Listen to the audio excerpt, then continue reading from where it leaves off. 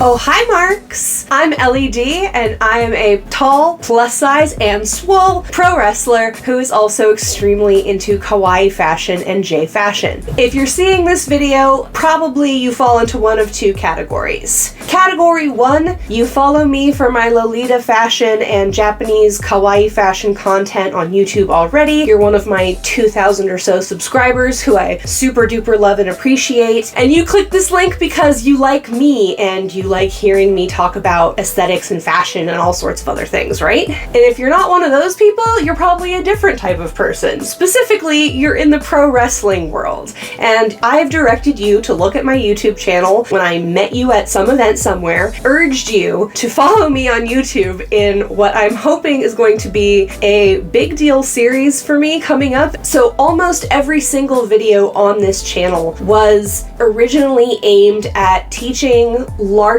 sized Japanese fashion enthusiasts where they could find clothes in their size and stuff. I've translated all of that passion and stuff that I've been feeling towards Lolita fashion into my wrestling. I've been a cosplayer for more than half of my life at this point. I started when I was around 12 or 13 and my mom made me some costumes, and then I started sewing around when I was 15 years old. I actually won an award for the costume that I sewed for the very first time, and at 15 I was hooked. I wanted more awards, more praise, more notoriety, and I just went full in cosplay mode. I didn't actually find pro wrestling until much later in my life, when I was in my late 20s. My introduction to wrestling happened because of cosplay, and there's an inextricable link between cosplay and who I was when I was trying to be a pro cosplayer, and wrestling and who I'm trying to be now as a pro wrestler. Wrestling completely took over my life. It inspires me to no end. I'm not super athletic. I have spent my whole life telling myself that I was too big and too fat to do anything. I sucked at basketball and volleyball and all of those sports that I was told I'd be good at because I was tall, and because I was bad at them, I gave up on athletics altogether. When I found pro wrestling, it was a way for me to see my body in a new light. I was suddenly really excited about how big I was because it was the first time in my life being as big as I am was seen as valuable. It was seen as powerful. It was actually something other people wanted in me.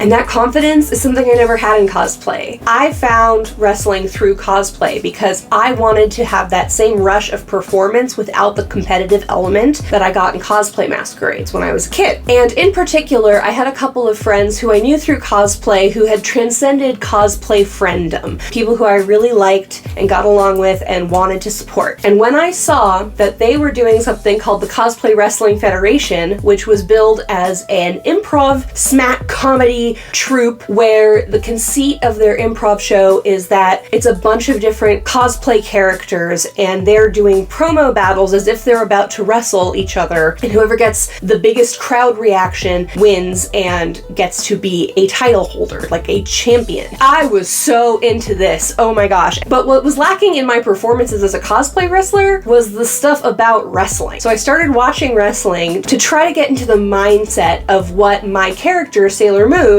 would be like as a wrestler. One of the guys that used to work with the CWF a lot was also involved in wrestling on the indies in Northern California. And one day after a con, he told me, "It's really too bad you're not into real wrestling. With your height and your looks, I could get you booked like that." And that was the single thing that pushed me over the edge to get over my fears, my lack of coordination, my out of shape body, my many chronic illnesses. And I was just like, I'm gonna do it. So now I'm doing it. But I don't consider my time as a YouTube Lolita or as a baby cosplayer to be a waste at all. All of that has contributed to what I am most good at in the wrestling world. I may not be a natural athlete, I can't do backflips, and yeah, I don't look like I came out of a fashion magazine, but what I am really good at in wrestling is the look. And I know you might not be thinking that looking at me right now, but some things for you to consider. I've designed and made gear for a bunch of pros at this point. I've had gear that I've designed on TV. I've had gear that I've designed get made by other people or myself, depending on the project. I have even designed gear for somebody who made me sign sign an NDA so that I wouldn't share it before it went live. Maybe I'll be able to tell you that story later. And I would say that I've been pretty initially successful. I've had a couple of bookings at a couple of different places, and it's been really great. I've gotten good feedback. I've been learning a lot, and it has been so much fun.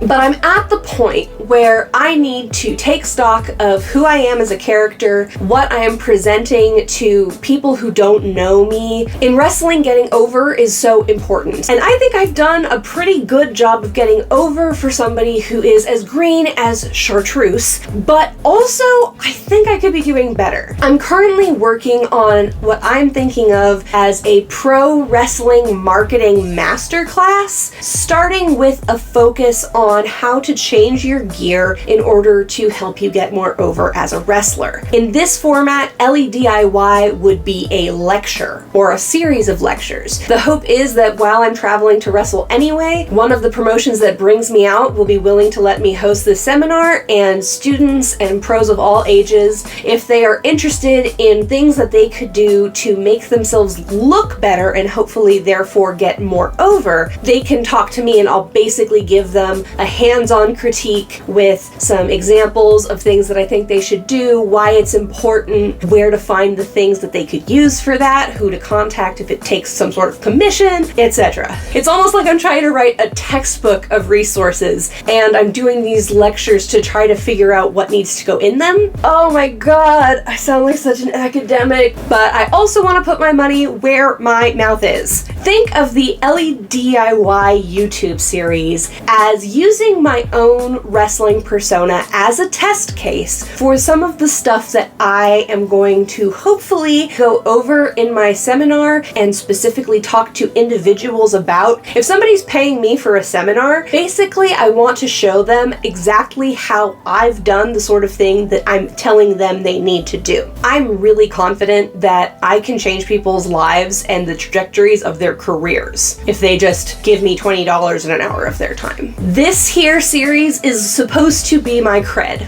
I want you to take a moment to look at these promo pictures. What is going on over here on the screen right now is me in post putting a bunch of different promo picture shots that I've had taken of me at various wrestling events. Shout out to the Huckabys because they took like all of these. Check their work. It's linked in the description below. Fabulous. And all of these are good, and there are some unifying elements that you'll notice I've got like 100% locked in. So this is considered my starting point. This is what I am trying to improve upon. I have just started training at a new school. I'm super excited to get back in the ring, keep training, check out some new schools, and here's also hoping that some promotions out there see this, see me at a different show, talk to my trainers, meet me somewhere out in the world, and think, yeah, she'd be good to fight our local girl, let's bring her over.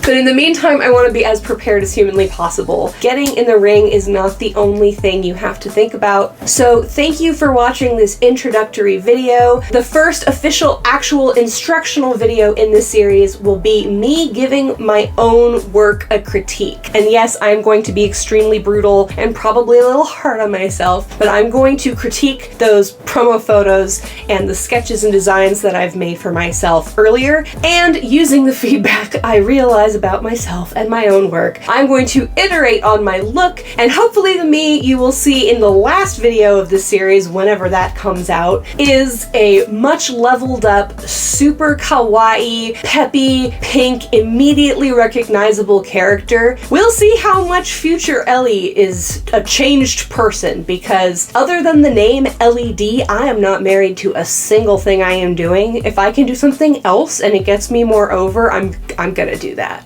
I'll just do that instead. Thank you so much for watching this video all the way till the end. I know I info dumped a lot at y'all. I appreciate your patience with me. But yes, be on the lookout, subscribe here, and hit the notification bell if you are interested in the Ellie DIY series. Hopefully I'm gonna be able to put out a video every 2 weeks at least. This is optimistic of me maybe, but it's really hard to do a whole new type of video and figure out all of the tech and stuff for that. So especially to begin with, it might be a little little less frequent than super frequent, but it's okay because you will have hit the subscribe button and dinged the bell if you want to follow my social media. I've got a Linktree link in the description also. This will show you to my Instagram, my Twitter that I never use, I refuse to call it X, and it'll give you my booking email, so if you do want to book me for your promotion, either to wrestle or manage or commentary or refereeing or just to have me host a seminar, please do email me at the email in the Linktree. And if for some reason you found this link through my LinkedIn page, please take me seriously. I am actually very good at marketing. You should hire me. Okay, bye. So